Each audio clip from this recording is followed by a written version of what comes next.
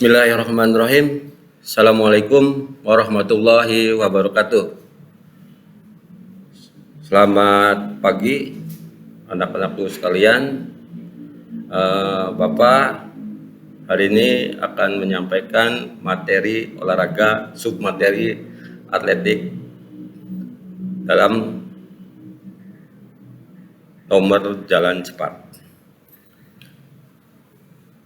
Anak-anakku, dalam masa pandemi ini, tolong kalian jaga protokol kesehatan demi kalian untuk selamat dalam masa pandemi ini.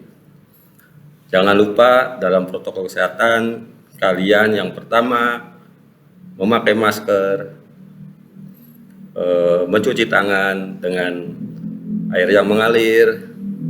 Terus apa lagi? Menjaga jarak. Ya, selain menjaga jarak, sekarang ada tambahan kalian mengurangi mobilitas dalam bermain. Itu yang perlu Bapak sampaikan pada awal penyampaian materi Bapak kali ini. Ya, untuk materi hari ini, yaitu Bapak ingin menyampaikan submateri, yaitu atletik. Ya, atletik atau aktivitas atletik, ya. Perlu kalian ketahui pengertian dan asal-usul atletik. Yang pertama, kalian harus tahu pengertian dan asal-usul atletik.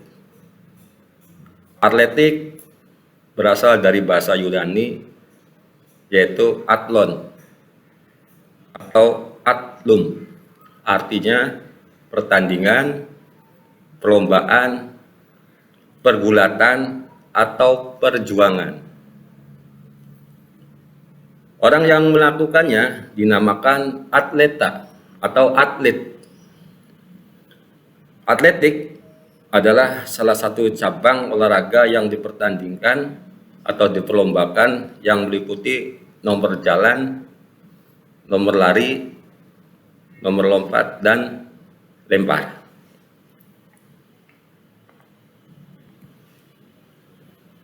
Istilah atletik dalam bahasa Inggris dan atletik dalam bahasa Jerman mempunyai pengertian yang luas, meliputi berbagai cabang olahraga yang bersifat perlombaan atau pertandingan, termasuk renang, bola basket, tenis, sepak bola, senam, dan lain-lain.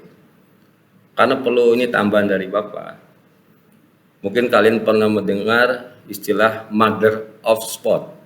Ya, makanya atletik itu adalah ibu dari semua cabang olahraga. Makanya sini dijabarkan dalam arti atletik termasuk renang, bola basket, tenis, sepak bola, senam, dan lain-lainnya.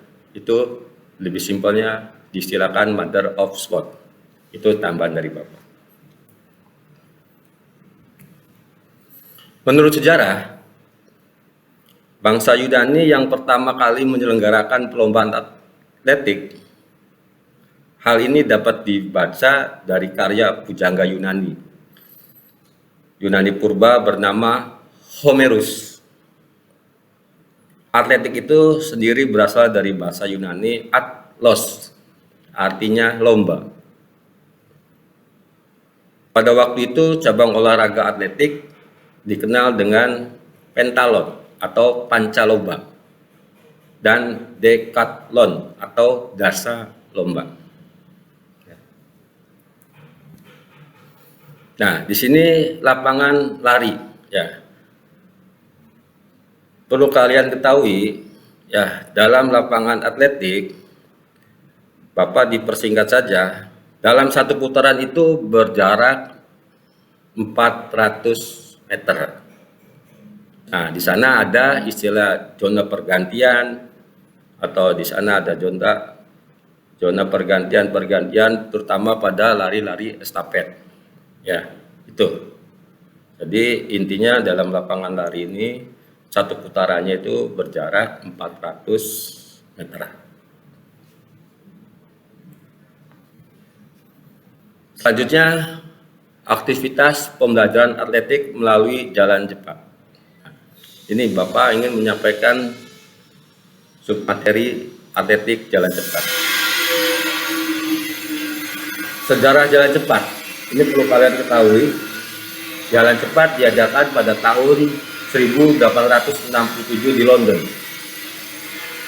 Pada tahun 1912, jalan cepat 10 km diselenggarakan pada lintasan sebagai salah satu nomor Olimpiade pada tahun 1976. Tercantum nomor jalan cepat berjarak 20 km yang sejak 1956 dipertandingkan dalam Olimpiade. Tetapi pada Olimpiade tahun 1980 di Moskow, jalan cepat 50 km dicantumkan lagi dalam nomor perlombaan. Selanjutnya, pada tahun-tahun terakhir ini, perlombaan jalan cepat mulai banyak penggemarnya dan banyak dibicarakan. Dalam Olimpiade modern, perlombaan jalan cepat 20 km dan 50 km telah lama menjadi nomor yang selalu diperlombakan. Di Indonesia, perlombaan jalan cepat sebagai nomor yang diperlombakan pada kejuaraan nasional atletik tahun 1978. Jarak yang diperlombakan ialah untuk wanita 5 km dan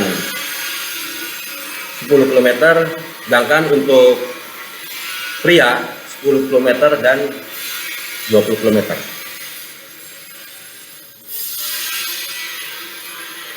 Nah, ini perbedaan antara jalan cepat dan lari. Secara teknis, jalan dengan lari tidak ada perbedaan yang berarti. Baik jalan maupun lari adalah gerakan memindahkan badan ke muka dengan langkah-langkah kaki. Perbedaan jalan cepat dan lari yaitu gerakan jalan cepat selalu ada kaki yang berhubungan atau kontak dengan tanah. Artinya, setiap saat salah satu kaki selalu terjadi kontak atau menginjak tanah. Gerakan lari ada saatnya melayang pada waktu melangkah. Artinya, pada saat tertentu kedua kaki lepas atau tidak menyentuh menginjak tanah. Itu untuk lari.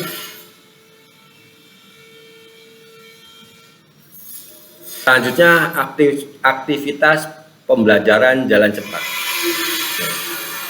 Ini idealnya langsung kita praktekkan karena berhubungan dengan masa pandemi ini, Bapak menyampaikan secara teori saja ya.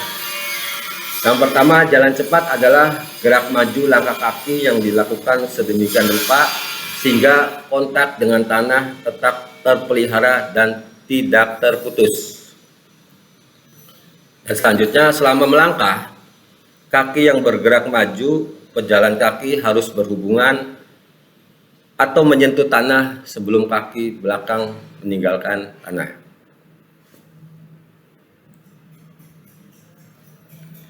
Nah, ini pembelajaran gerak spesifik jalan cepat akan diuraikan secara lengkap berikut ini. Ya. A. Aktivitas pembelajaran gerak spesifik STAR pada jalan cepat. STAR perlombaan jalan cepat dilakukan dengan STAR berdiri. Ya, ada STAR jongkok, ada STAR berdiri. Nah, untuk jalan cepat ini kita pakai STAR berdiri.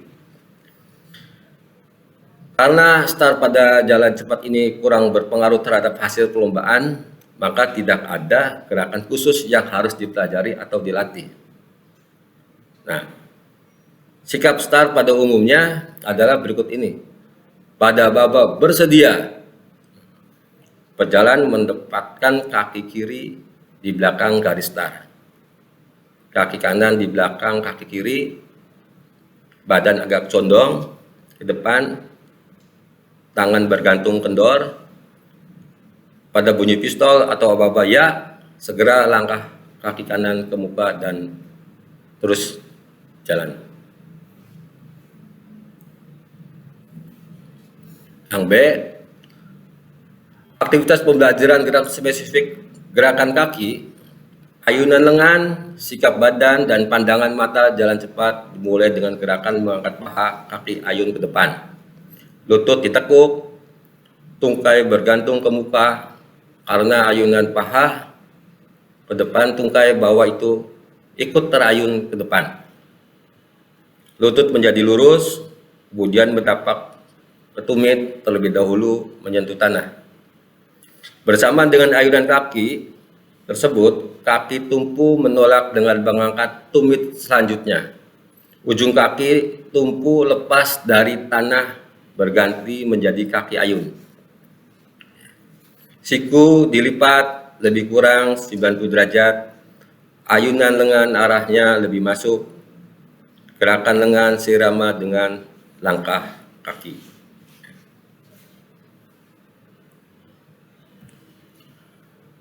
Nah, selanjutnya aktivitas pembelajaran gerak spesifik fase tumpuan dua kaki. Nah, ini idealnya akan dipraktekkan ya. Yang pertama, amati dan peragakan gerakan spesifik fase tumpuan dua kaki jalan cepat berikut ini. Fase gerakan tumpuan dua kaki ini terjadi sangat singkat, ya, sangat singkat. Yang kedua, pada saat kedua kaki menyentuh tanah, pada saat itu pula berakhir dorongan yang diikuti oleh gerakan tarikan. Dan yang ketiga, tarikan ini lebih lama dan menyebabkan gerakan berlawanan antara bahu dan pinggul. Bahu dan pinggul.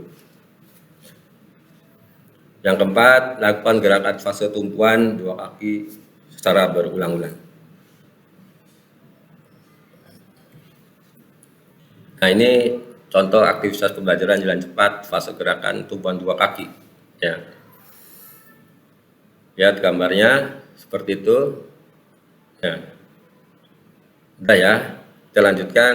Nah, di sini Anda diskusikan hasil pengamatanmu baik dengan teman maupun guru. Lakukan gerakan fase tumpuan dua kaki jalan cepat. Kemudian bandingkan hasil pengamatanmu dengan cara berikut. Yang pertama, merasakan gerakan yang kamu lakukan. Yang kedua, membandingkan gerakan yang kamu lakukan dengan hasil pengamatan dan gerakan mana yang paling mudah kamu lakukan. Ya. Yang ketiga, menanyakan atau mendiskusikan dengan guru atau teman bila ada kesulitan. Nah, itu mungkin yang bisa Bapak sampaikan. Ini rangkuman dari materi jalan cepat. Ya, mudah-mudahan materi jalan cepat yang Bapak sampaikan ya meskipun sedikit tapi bisa dipahami dan bisa bermanfaat untuk kalian. Dan ini link evaluasi Bapak, kalian bisa mencatatnya. Mudah-mudahan sekali lagi apa yang tadi Bapak sampaikan materi ini bermanfaat, dan tolong jangan lupa kalian jaga kesehatan dengan menjaga protokol kesehatan. Tolong diusahakan dalam pandemi ini kalian tetap berolahraga, ya, berolahraga secara teratur dan tetap menjaga protokol kesehatan supaya imun kita tetap dijaga dan meningkat sehingga kita jauh dari penyakit yang ada dalam masa pandemi ini. Itu saja yang bisa Bapak sampaikan. Sekali lagi terima kasih. Wabillahi taufiq wal hidayah. Assalamualaikum warahmatullahi wabarakatuh.